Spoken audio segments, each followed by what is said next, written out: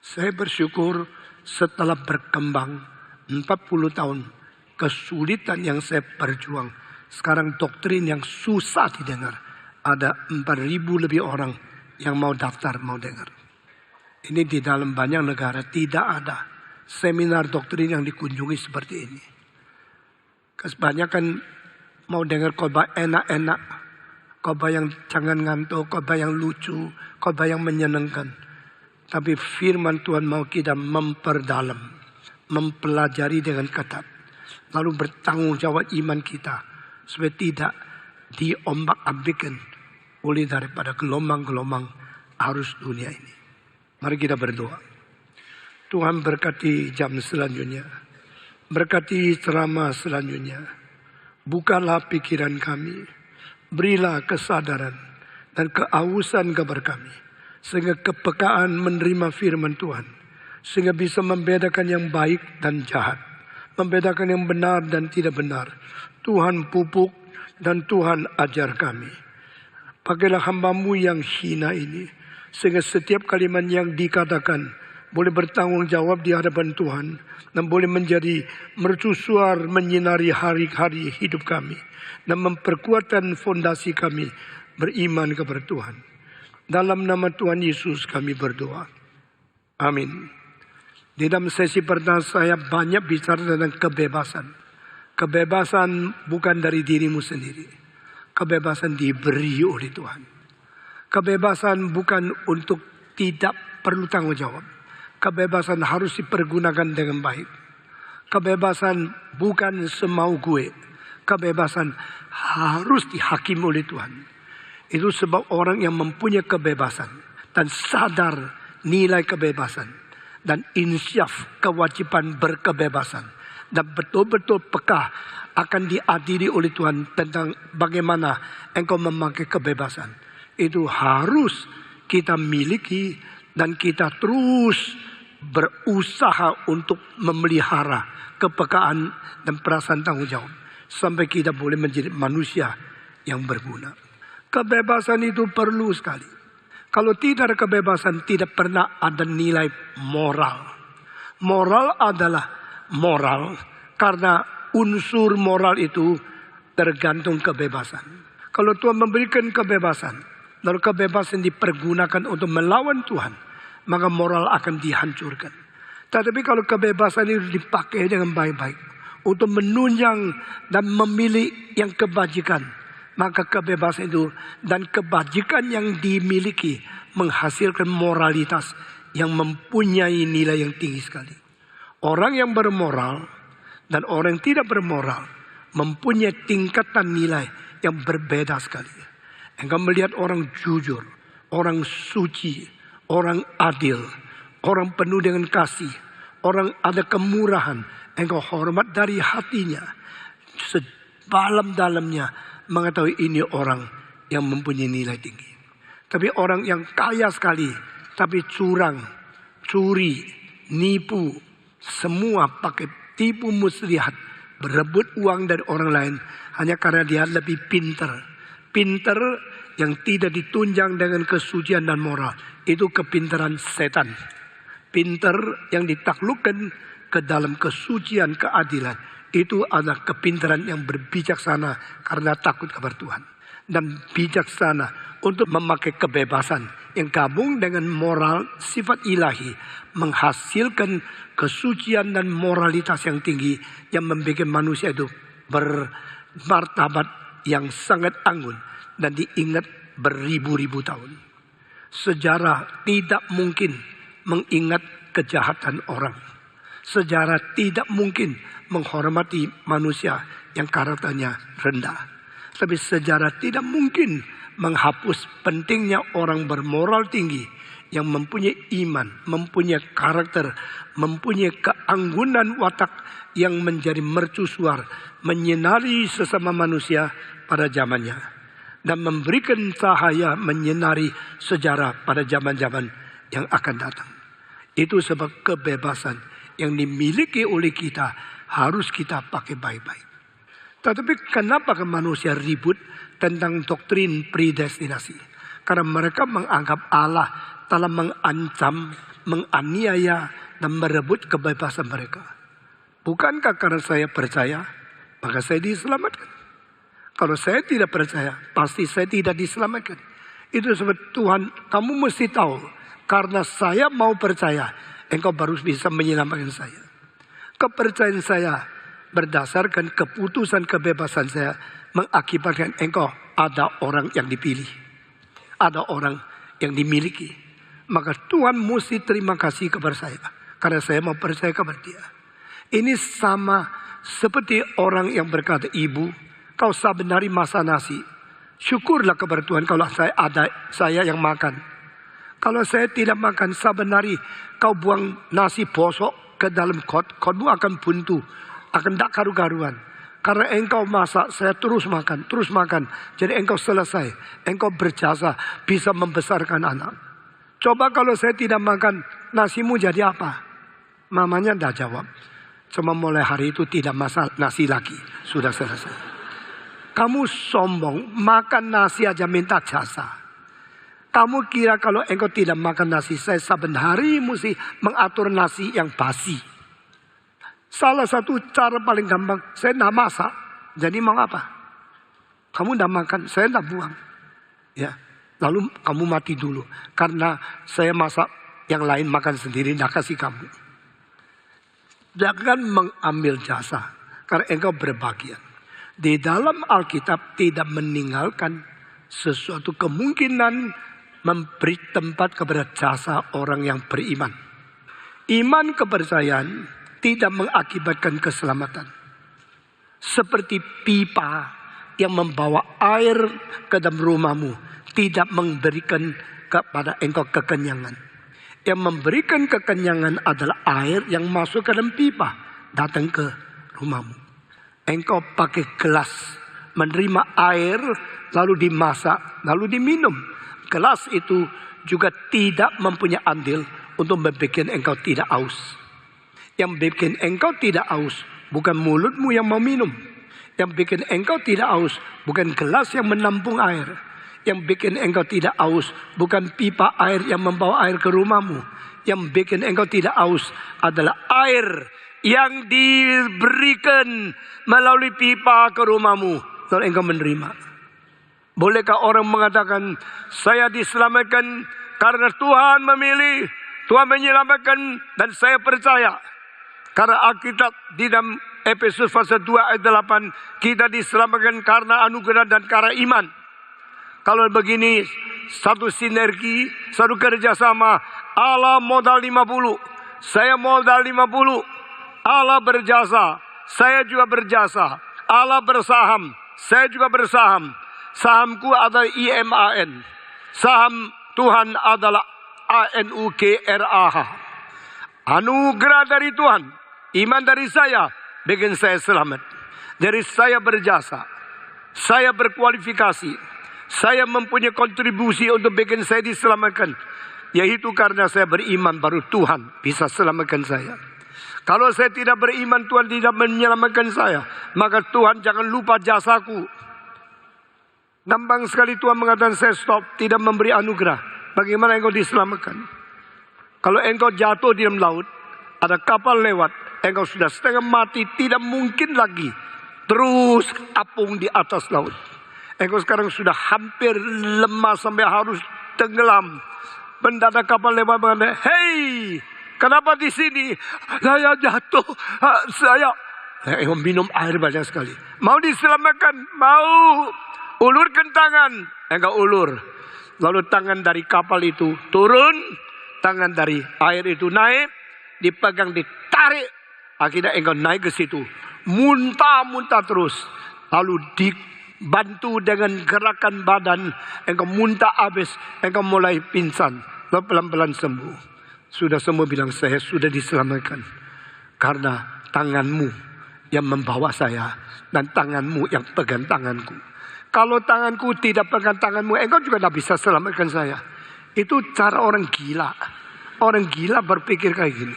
Sudah hampir mati mau cari jasa lagi. Kurang ajarnya double. Saudara-saudara. Kalau saya tidak angkat tangan, engkau tak bisa tarik saya. Engkau tidak bisa tarik saya tidak bisa diselamatkan. Kalau saya tidak selamatkan, engkau tidak berjasa menyelamatkan saya. Ini orang berdosa. Orang berdosa because I believe in you. So you can save me. That is my merit. That is my qualification. And that is my goodness. Saudara-saudara, Tuhan mengatakan, no. You have nothing to boast. Orang berdosa tidak ada yang bisa dibanggakan. Karena kita adalah total rusak, total di dalam dosa. Itu sebab di dalam Calvinisme ada 5 poin yang satu dengan lain, ikat satu dengan lain.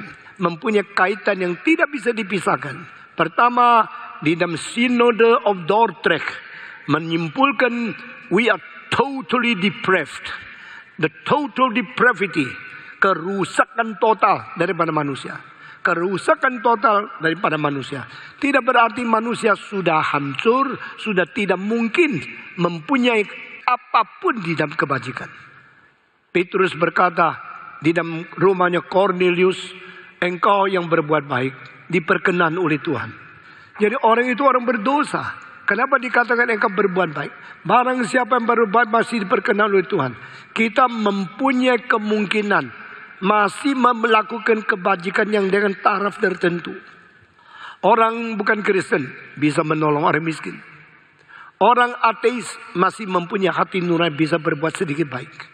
Mereka tidak mengaku Allah atau mereka mengaku Allah yang salah. Atau mereka tidak terima Yesus Kristus. Karena mereka belum sungguh mengerti anugerah Tuhan di dalam Kristus itu apa. Mereka masih punya konsep, saya kalau berjasa, saya kalau berbuat baik, saya bisa mendapat perkenan oleh Tuhan. Tapi Tuhan mengatakan segala kebajikan manusia di hadapan Tuhan seperti pakaian yang bercompang-camping saja. Ini tercantum di dalam Yesaya pasal 64. Tidak ada seorang yang bisa memperkenan Tuhan. Orang kalau menganggap dirinya cukup baik dan dengan kebaikan dimiliki boleh memperkenan Tuhan. Orang itu masih belum mengerti apa artinya kebajikan Tuhan yang mutlak dan tuntutan kepada manusia yang tidak mungkin dicapai oleh manusia. Nah, saudara-saudara sekalian, maka Alkitab mengatakan total depravity. Total depravity tidak berarti kita sama sekali rusak, tidak kebajikan sampai nol. Tidak. Total depravity berarti perlawanan kita kepada Tuhan dan sikap yang tidak taat kepada Tuhan itu sudah menjadi dosa yang melanda ke dalam seluruh aspek hidup kita. Kalau sekarang saya pakai pakaian putih, engkau mengatakan itu putih, saya mengatakan itu tidak putih. Engkau memang putih, kenapa tidak putih? Saya pernah di Switzerland, tinggal di situ berminggu-minggu, belajar teologi di Eastward East Interlaken. Setiap hari saya cuci baju, sesudah saya cuci bersih sekali, saya bawa keluar jemur, kelihatan bajunya kok tidak putih ya, kok sangat tidak bagus warnanya. Karena apa? Saya bawa kembali lagi, cuci lagi, pakai rinso bersih sekali. Sudah putih saya jemur di situ, tetap kelihatan tidak putih. Karena waktu itu bukit penuh salju. Salju disinari matahari, refleksi keputihan yang luar biasa. Baru kelihatan baju putih itu seperti batu mangkak, baju yang tidak bersih. Bagaimana cuci tetap tidak bersih. Karena apa? Baju yang putih sekali itu kecuali hari pertama pakai. Sesudah itu kotor cuci, kotor cuci, cuci kotor, kotor cuci. Tidak pernah seputih seperti hari itu. Itu sebab waktu dijemur berbanding dengan salju menjadi baju yang kelihatan kotor sekali. Setiap orang merasa diri baik-baik di hadapan sinar cahaya Tuhan melalui hidup Kristus, engkau mengetahui engkau tidak baik. Saudara-saudara, Tuhan memberikan Kristus ke dalam dunia adalah memberikan kepada kita satu teladan yang paling sempurna indahnya. Melihat Kristus banding dengan pendiri-pendiri agama yang lain. Engkau baru tahu siapa yang sungguh-sungguh baik, siapa yang tidak baik. Siapa yang bisa berbuat baik? Siapa mutlak? Siapa suci? Kecuali Yesus Kristus. The image of God. The image and likeness of God. In reality, kita hanya di dalam kopi mengikuti dia saja. Kristus hidup mutlak suci, mutlak adil, mutlak benar, mutlak penuh dengan kasih. Maka dia berhak mengatakan, kasihilah musuhmu Dan doalah untuk mereka yang menganiaya kamu. Agama Kristen sama agama lain semua berbeda. Perbedaan ada di dalam saat yang tertentu. Manusia Kristen yang sungguh-sungguh mengeluarkan cinta kasih yang tidak ada bandingnya daripada yang lain. Nah saudara-saudara, dengan demikian kita adalah orang yang tidak suci. Tapi kita tidak sadar. Itu sebab kita perlu mengenal Tuhan dengan sesungguhnya. Lalu dengan saya yang tidak suci, saya mungkin tidak menyelamatkan sendiri. Tidak bisa. Dari total depravity mempunyai dua arti. Pertama, the sin in your life has permeated in all aspects of your life. So you are totally polluted. Engkau sudah dinodai seluruh. Dari pikiran noda, dari emosi noda, dari kemauan noda, dari kebebasan pun sudah tidak mungkin beres. Bedanya Protestan dengan Katolik pada zaman itu. Katolik percaya manusia berdosa. Dosa sudah merusak kemauannya, dosa sudah merusak akan emosinya, tapi dosa belum merusakkan otaknya. Lalu Calvin mengatakan tidak. Semua bagian sudah dirusak.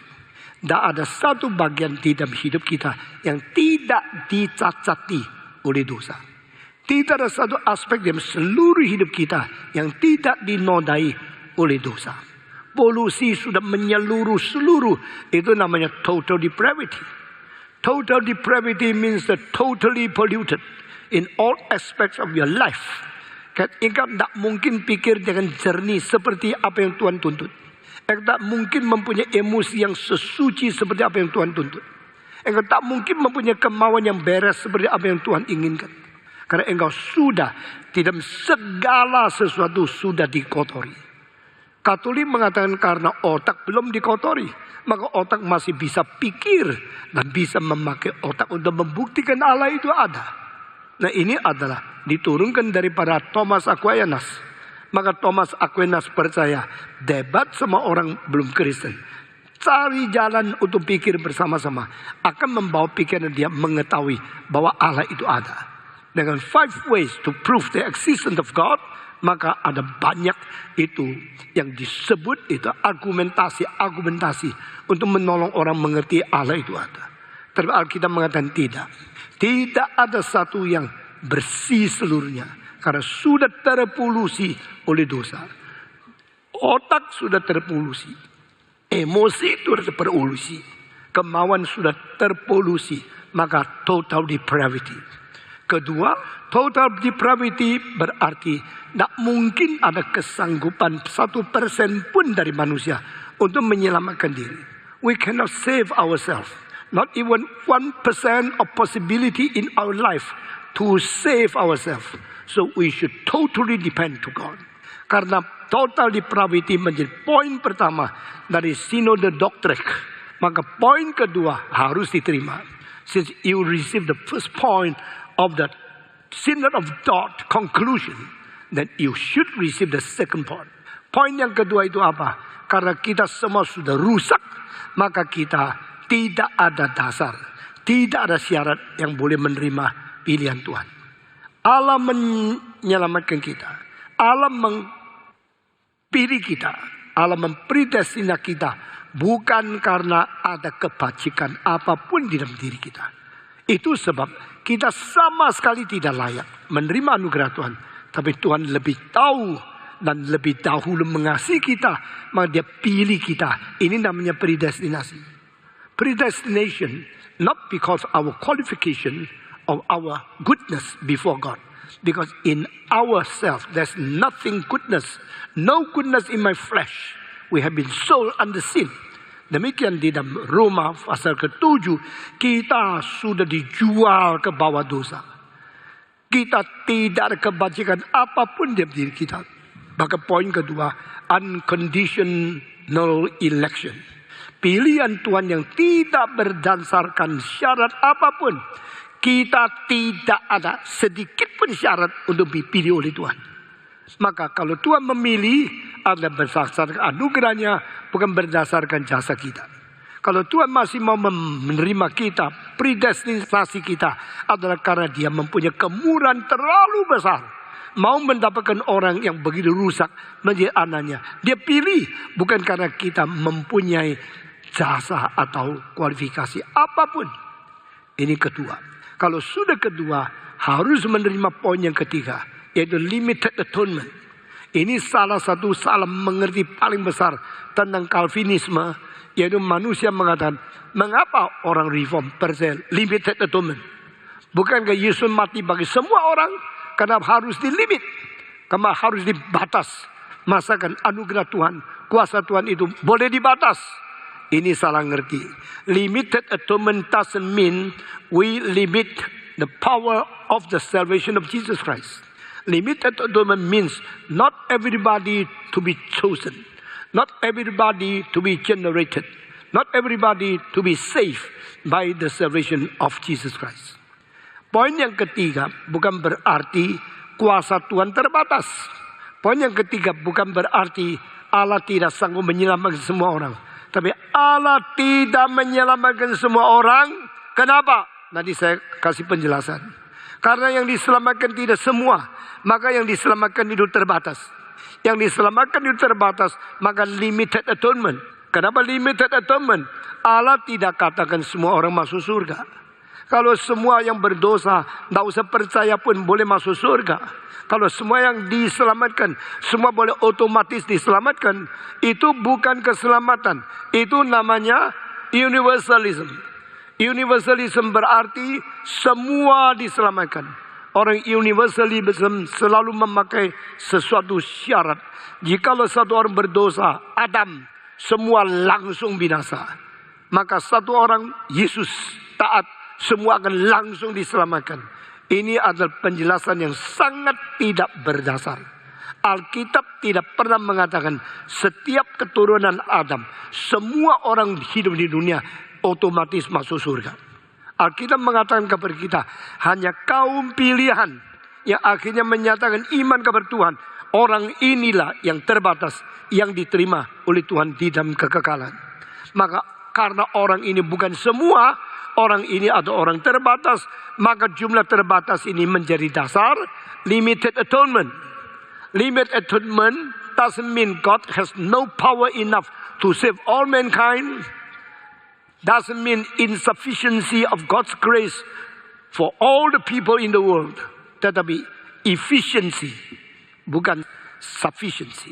Allah mempunyai sufficiency untuk menyelamatkan semua orang. Tapi Allah tidak menyelamatkan semua orang. Lalu pertanyaan, siapa yang dipilih?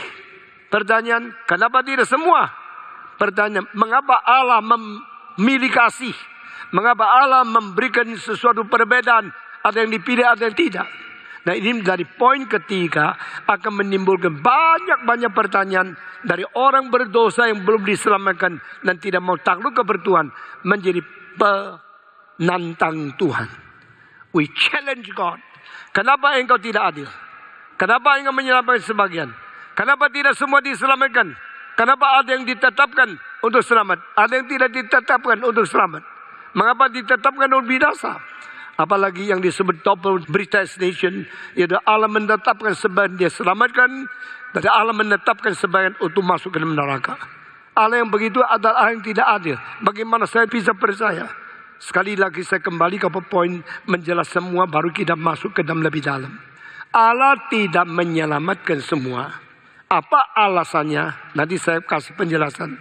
Tapi faktanya tidak semua orang diselamatkan. Karena tidak semua orang diselamatkan, berarti yang terselamat yaitu orang yang terbatas. Yang diselamatkan tidak semua, yang dipilih tidak semua, maka disebut limited atonement. Saudara-saudara, istilah pilih berarti tidak semua. Semua 1, 2, 3. Malas banget lu yang ngomong. 1, 2, 3. Istilah pilih berarti tidak semua. Engkau melihat kepiting satu keranjang. Saya pilih ya. Boleh. Akhirnya dibeli semua. Pilih berarti pilih. Ada yang tidak dipilih. Jadi pilih sudah mengandung arti tidak semua.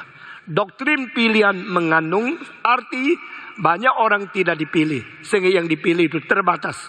Itu namanya limited atonement. Nah, kenapa dipilih terbatas? Karena kedaulatan Allah dan kebijakan Allah semua. Kedaulatan Allah dan kebijakan Allah. Waktu engkau tidak mengakui pilihan Allah itu ada terbatas, engkau sudah dengan berani mengancam dan menodai bahwa engkau tidak percaya Allah berdaulat dan Allah mempunyai bijaksana. Based on the absolute sovereignty of God, because He is God. Based on the supreme wisdom of God, because He is God. So we submit to His election. Kita harus takluk kepada pilihan Tuhan karena kita percaya Allah mempunyai kuasa tertinggi menentukan segala sesuatu. Kita percaya Allah mempunyai bijaksana tertinggi untuk ambil keputusan berdasarkan kemauan Dia. Kalau kita tidak percaya Allah, atau kita tidak percaya Allah mempunyai kedaulatan, maka kita adalah orang ateis. Kalau kita tidak percaya Allah berdaulat, kita tidak mengaku Dia Allah. God is God because He is the all sovereign God. God is God because He is the supreme wise God. Allah yang paling tinggi bijaksana. Allah yang mempunyai kedaulatan tertinggi. Baru Dia Allah. Kalau engkau menolak kedua ini, engkau menolak Allah adalah Allah. Selain menolak Dia mempunyai kuasa tertinggi, juga menolak Dia mempunyai bijaksana yang terdalam. When you reject the predestination and the election of God, you reject His sovereignty and reject His supreme wisdom. Orang yang takut kepada Tuhan tidak berani melakukan dua hal itu. Orang yang takut kepada Tuhan akan mengatakan, anything you do is based on your sovereignty and your supreme wisdom. Nothing wrong will be done by you. I agree with you. I submit to you. Saudara-saudara, jikalau engkau anak Allah yang diselamatkan, yang mengerti siapa Allah menurut wahyu kitab suci, engkau harus mengetahui Dia adalah Allah, maka Dia mempunyai kedaulatan tertinggi. Dia adalah Allah dan Dia pasti mempunyai kebijaksanaan tertinggi, sehingga waktu Dia tetapkan sesuatu tak mungkin salah. Waktu Dia tetapkan sesuatu tak mungkin tidak adil. Waktu Dia tetapkan satu, tak mungkin salah, bodoh. Karena Dia adalah Allah yang berbijaksana tertinggi dan berkuasa tertinggi. Maka yang dikerjakan harus kita mengatakan itulah keadilan-Mu. Kalimat ini bukan muncul dari orang diselamatkan. Kalimat ini akan muncul dari neraka. Pada saat orang-orang yang tidak dipilih masuk ke dalam neraka. Waktu mereka dihukum di dalam kekekalan, Tuhan mencatat mereka keluar kalimat, Engkaulah Allah yang adil. Engkaulah Allah yang bijak. Jadi mereka akan mengaku mereka patut dimasukkan dalam neraka. Mereka akan mengaku mereka diperlakukan seperti ini adalah kedaulatan bijak Allah yang tak bisa ditolak. Dan mereka akan terima vonis seperti itu. Waktu orang-orang yang binasa mengatakan Engkau adalah Allah yang patut terpuji karena Engkau adil adanya, berarti mereka menerima nasib. Mereka mengetahui mereka harus tidak masuk neraka. Dan mereka mengatakan itu keadilan Tuhan Allah. Kenapa kamu yang ribut? Kalau yang dimasukkan neraka menerima, kenapa kamu yang membela mereka? Seperti cinta kasihmu lebih besar dari Tuhan Allah. Seperti engkau lebih hebat, lebih bijak dari Tuhan Allah. Rupamu. Tidak pernah ada manusia lebih bijak dari Tuhan. Tidak pernah ada manusia lebih adil dari Tuhan. Allah kalau sudah kerjakan segala sesuatu, orang yang takut kepada Tuhan mengatakan, Amin. What you have done is the best. I believe in you. I trust in you. I obey you. I submit to you. I praise you, God. You chose me. I praise your grace. You condemn them. I praise your righteousness. Engkau memilih aku memuji akan anugerahmu. Engkau menghukum orang lain, aku memuji keadilanmu. Tetapi kenapa? I do not understand in detail. I do not understand up till the utmost. But I understand nothing wrong done by you. Engkau pasti tidak salah. Kalau satu hari saya bertemu dengan engkau, saya akan tanya lebih banyak. Kalau hari ini saya tidak bisa ketemu engkau, ya tanya Stephen Tong. Stephen Tong orang terbatas, jawabnya tidak cukup. Tetapi saya mengetahui, kalau engkau membiarkan saya mengerti sebagian saja, itu pun saya berterima kasih. Besok sudah ketemu Tuhan mengerti semua, saya lebih berterima kasih. Pada waktu itu saya akan melihat yang di surga memuji anugerah Tuhan, yang di neraka memuji keadilan Allah. Mereka harus dihukum. Jadi tidak usah terlalu gelisah. Ada orang tuh, kenapa Tuhan begini? Kenapa Tuhan begini? Sampai banyak orang tidak dengar Injil masuk neraka. Jangan ribut. Kalau engkau betul-betul kasihan mereka yang tidak percaya Tuhan masuk neraka, ya sekarang injili mereka. Kau ribut-ribut saja. Nah, mau menginjil semua ribut-ribut saja. Saudara-saudara, hal ketiga, limited atonement. Hal keempat mengatakan irresistible grace. Apa artinya? Orang yang diselamatkan adalah karena digerak oleh Tuhan. Waktu digerak oleh Tuhan, mereka mau tolak pun tidak punya kekuatan. Waduh, Allah kenapa memberikan hak begitu besar anugerah untuk begitu kuat, saat akhirnya mereka tidak bisa tahan, harus terima anugerah Tuhan. Ini paksa ya? Roh Kudus menaksa orang menerima Tuhan? Tidak. Tuhan Allah tidak pernah memaksa satu orang. Dia akan mendorong sehingga orang itu tidak tahan dan akhirnya dia menaklukkan orang itu menerima Tuhan. Ini adalah satu rahasia yang besar sekali. Ada seorang laki-laki yang baik sekali, tapi kurang ganteng. Lalu cinta seorang perempuan yang cantik sekali, tapi kurang bijak. Lalu pria itu bilang sama wanita, saya ingin nikah sama kamu. Dijawab, rupamu. Dia ada kaca sendiri apa gitu. Nah, pria bilang, saya sudah lihat kaca lumayan kok. Dia bilang, enggak, saya mau yang lain. Si pria ini tunggu. Pokoknya tidak nikah sama orang lain. Maunya ini. Ini tunggu.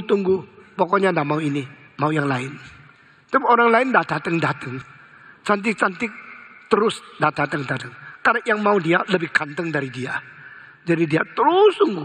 Sudah 10 tahun cantiknya luntur sedikit. 20 tahun cantiknya lebih luntur lagi. Sudah umur 40 dia sendiri lihat kaca. Elek.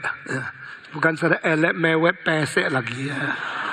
Wah, sudah rasa diri sudah lain. Dulu waktu muda masih cerah, masih ayu, sekarang sudah tidak. Sudah sampai dia kecewa. Kira-kira yang dia mau sudah nikah semua. Yang mau sama dia tidak mau semua. Semua tambah semua, tidak laku. Akhirnya bagaimana? Sudah umur 40 lebih. Pria pertama itu datang lagi. Saya masih cinta engkau. Tidak usah ya. Tapi dulu, tidak usah ya. Sekarang, tidak usah ya. Gitu ya. Nadanya dari F sudah menjadi D. Ya. Sudah segi berubah. Orang itu datang lagi. Saya masih cinta kamu. Tidak usah lah. Tapi pikir, ya kalau tidak ada gimana ya. Berapa tahun orang ini datang lagi. Saya mau cinta kamu lagi. Dia bilang, yalah sudahlah. Jadi seperti jadi obral begitu ya. Orang itu tetap datang lagi. Akhirnya dia menikah sama dia. Sudah menikah dia terus lihat. Makin lama makin ganteng. Makin lama makin bagus. Orangnya begitu ramah, begitu rajin bekerja, begitu setia. Ya kurang ganteng tidak apa-apa. Sendiri sudah elek kok, mau apa ya. Akhirnya makin lama makin tahu ini orang betul-betul pria yang paling baik untuk nikah sama dia. Saudara-saudara, sesudah itu ditanya, lu dulu dilamar, lu paksa ya? Ya tidak mau saya waktu itu, saya rasa dia kurang ganteng, kurang baik. Lalu bagaimana? Setelah 6 tahun, 8 tahun kemudian, dia sudah lebih tua, saya lebih tua. Sama-sama lebih tua, saya kelihatan lebih cepat tua. Nah, akhirnya saya mengiyakan dia. Sekarang bagaimana? Sekarang rasa dia cocok dan ini suami yang baik sekali. Ini satu perumpamaan yang gampang sekali ya. Yaitu dia dipaksa tidak. Tidak. Tapi dia akhirnya rela. Kenapa dulunya tidak mau? Karena goblok. Ya. Tidak tahu kebaikan orang ini. Cuma tahu kurang ganteng saja. Saudara-saudara, suami yang baik tidak hias. Baru datang. Nah, tidak begitu.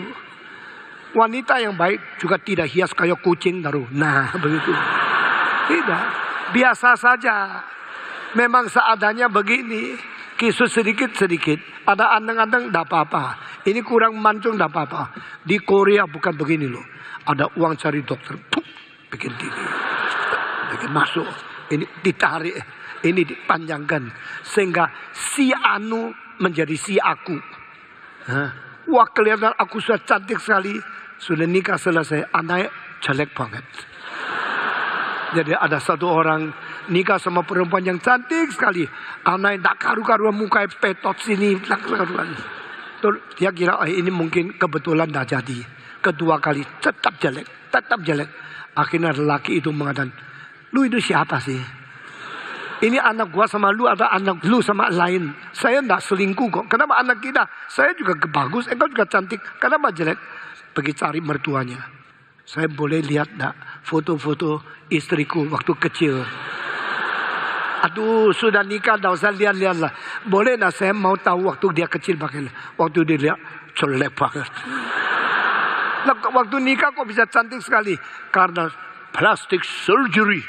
Wow, dioperasi, ini tambah 2 cm, ini tambah 1 cm, ini tambah setengah cm. Lalu semua dirubah.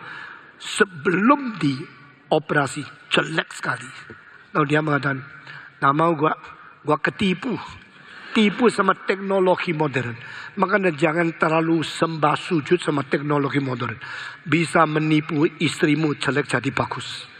Tetapi tidak bisa nipu karena dasarnya itu jelek. Anak keturunan tetap jelek. Orang Tionghoa mengatakan, menikah istri, menikah benih. Maksudnya, to get married, itu seek after a seed. Kalau saya mendapat istri yang bijinya baik, otaknya pintar, mukanya bagus, asli, jangan bikin-bikin. Hari depan keturunan saya ada pengharapan. Ini engkau mencari benih, kok boleh sembarangan? Tidak bisa kan? Nah, saudara-saudara sekalian, di dalam poin yang keempat dikatakan irresistible grace. Kenapa? Tuhan tidak pakai pajang-pajang bagus untuk merayu kita. Tuhan pakai kebenaran untuk mengajak kita. Dan akhirnya terus menerus sudah lama kita oke Tuhan, saya taat kabarku. Itu bukan hasil rayu, bukan hasil paksa. Itu adalah anugerah yang akhirnya tidak bisa ditolak. Karena sudah panjang waktu menyadari Tuhan itu jujur, baik, lalu beriman. Siapa yang begitu diinjili langsung beriman? Hampir tidak ada. Siapa yang baru dikasih tahu Tuhan Yesus langsung percaya? Hampir tidak ada. Tadi ada orang yang sampai 10 tahun tidak mau percaya. 20 tahun tidak mau percaya. Justru ini membuktikan Roh Kudus tidak memaksa orang untuk menerima Tuhan Yesus. Roh Kudus menggerakkan, memberikan pencerahan. Seperti mercusuar, memberikan cahaya. Sampai akhirnya engkau kembali. Saudara-saudara, di dalam hal ini saya memakai istilah yaitu kerelaan yang timbul lambat. Karena permulaan seperti tidak ngerti dan tidak mau, sebab akhirnya tidak mungkin lagi menolak. Ini irresistible grace, berarti anugerah Tuhan lambat dimengerti dan reaksinya, responnya sangat susah, sangat tunggu lama baru kembali kepada Tuhan. Saudara-saudara, irresistible grace berarti anugerah Tuhan tidak mungkin ditolak. Kalau begini Tuhan paksa, tidak. Tuhan sabar, Tuhan tunggu, menggerakkan, mencerahkan, memberikan iluminasi, memberikan pencerahan dalam hatimu sampai terakhir engkau dengan sukarela menerima Tuhan Yesus. Tuhan tidak pernah rayu, Tuhan tidak pernah paksa, Tuhan tidak pernah menjadi diktator untuk memaksa kita taat kepada Dia. Tuhan menggerakkan engkau menjadi orang Kristen. Kalau akhirnya engkau sendiri sadar, oh God, I know you are right. You truly love me. I am not resisting you anymore. Saya tidak mau lagi melawan engkau, menahan diri. Saya akan menyerahkan diri karena cintamu telah melelehkan, telah melumerkan, telah menghancurkan hatiku. Sehingga saya datang kepada engkau. Itu sebab Alkitab mengatakan hati yang hancur itu diindahkan oleh Tuhan. Hati yang hancur karena dosa itu akan diselamatkan oleh Tuhan. Dan Tuhan tidak akan memaksa engkau sampai takluk. Tuhan memakai cara menaklukkan engkau dengan pelan-pelan. Ada yang tunggu 10 tahun, ada yang tunggu 50 tahun. Ada tunggu sampai melihat peti matinya datang, baru dia menerima Tuhan. Saya umur 17 menerima Tuhan secara pribadi. Umur 2 sudah masuk gereja. Tetapi nenek saya umur 15 sudah makan sayur, tidak makan daging seumur hidup. Sampai umur 79 baru menjadi orang Kristen. Dia tidak dipaksa sampai dia mau sendiri. Tapi tunggu sampai umur 79. Irresistible grace. Waktu Tuhan menggerakkan orang, dia terus bekerja sampai akhir. Engkau tidak tahan lagi untuk menolak dia. Engkau tidak mungkin menolak dia. Itu namanya irresistible grace. Tidak berarti Tuhan memaksa engkau jadi orang Kristen. Tidak ada paksaan. Tidak ada diktatorship. Yang ada penggerakan yang melunakkan hatimu dengan sabar panjang sabar berpuluh-puluh tahun. Namanya irresistible grace. Nah, poin yang kelima dari Calvinisme mengenai keselamatan yang disebut itu ada perseverance of the saints. Kalau engkau sudah diselamatkan, maka ada kekuatan membuat engkau tahan terus, tekun mengikut, dan tidak akan meninggalkan Tuhan. Terus tahan sabar sampai detik akhir. Engkau menjadi orang Kristen yang setia total. Nah, ini juga bukan paksaan. Ini adalah dengan firman, dengan gerakan Roh Kudus, dengan teladan orang Kristen yang baik, dengan segala sesuatu mempersiapkan engkau menjadi orang yang tekun dan setia, tidak berhenti-berhenti. Ini namanya orang Kristen. Saudara-saudara, sekarang kita mau tanya pertanyaan penting. Jikalau Tuhan itu sungguh-sungguh mengasihi dan memberikan predestinasi kepada kita dengan penetapan sebelum dunia diciptakan, mengapa tidak semua? Nah, ini session yang selanjutnya saya akan mengerjakan akan hal ini. Session ini sampai di sini.